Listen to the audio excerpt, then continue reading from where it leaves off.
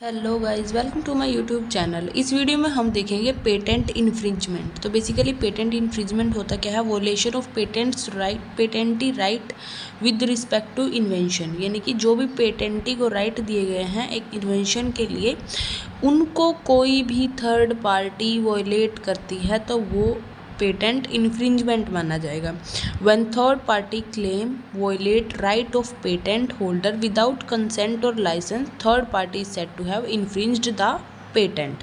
तो बेसिकली जब भी कोई थर्ड पार्टी है तो क्लेम करती है कि ये पेटेंट मेरा है, या उसके राइट्स को वॉयलेट करती है बिना उसकी कंसेंट के, बिना उसके लाइसेंस ग्रांट के। जो हमने राइट्स ऑफ पेटेंट होल्डर में भी पढ़ा था कि लाइक वो किसी को लाइसेंस दे सकता है अपने राइट्स को यूज़ करने का, तो यहाँ पर थर्ड पार्टी मानी जाएगी कि वो इन्फ्रिंजमेंट कर रही है उस पेटेंट का। अब हम देखते हैं टाइप्स ऑफ पेटेंट इन्फ्रिंजमेंट। तो बेसिकली इसमें दो बताए गए हैं, डायरेक्ट इन्फ्रिंजमेंट और indirect infringement.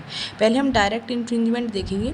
It directly states that the third party has intentionally stolen the technology from inventor.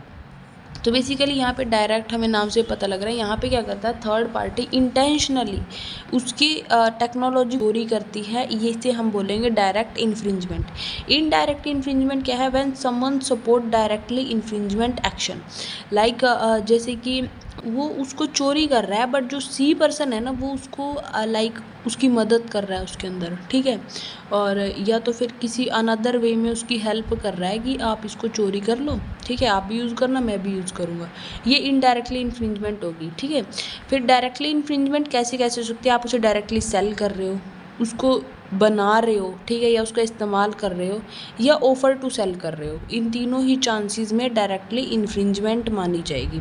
उसके बाद यहाँ पे भी लिटरल इन्फ्रिंजमेंट है, इक्विवेलेंस इन्फ्रिंजमेंट है। लिटरल इन्फ्रिंजमेंट जैसे कि हमने नाम से ही पता लग रहा है हमें, when product is exact copy with no changes and sold by third party। तो बेसिकली जब प्रोडक्ट जो है एग्जैक्ट कॉपी है उस चीज़ की और उसको जो है बेचा भी जा रहा है थर्ड पार्टी के द्वारा बिना किसी चेंज के, तो इसे हम बोलेंगे लिटरल इन्फ्रिंजमेंट।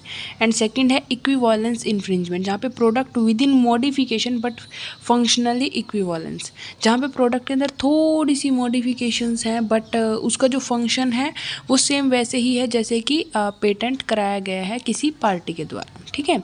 एंड उसके बाद हम आगे चलते हैं, वो है हमारा इनडायरेक्ट इन्फ्रिंजमेंट। इनडायरेक्ट इन्फ्रिंजमेंट मैंने आपको बताया इसके अभी आगे दो पार्ट हैं, दो पार्ट बनेंगे इसमें। है हमारा सबसे पहला इंड्यूस्ड इन्फ्रिंजमेंट, दूसरा है कॉन्ट्रीब्यूटरी इन्फ्रिंजमेंट। इंड्यूस्ड इन्फ्रिंजमेंट है when exact product is made with the help of third party, infringer had no knowledge. Basically यहाँ पे क्या है, एग्जैक्ट प्रोडक्ट बन रहा है, थर्ड पार्टी बना रही है उसको, बट जो इन्फ्रिंजमेंट करने वाला पर्सन है उसको नॉलेज नहीं है कि ऐसा कोई प्रोडक्ट पहले ही है या पहले ही अवेलेबल है या उसको किसी ने पेटेंट कराया हुआ है।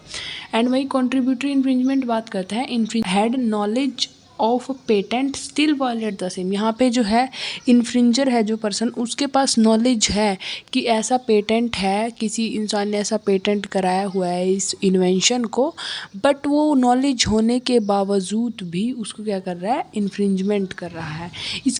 Thank you for watching, bye bye.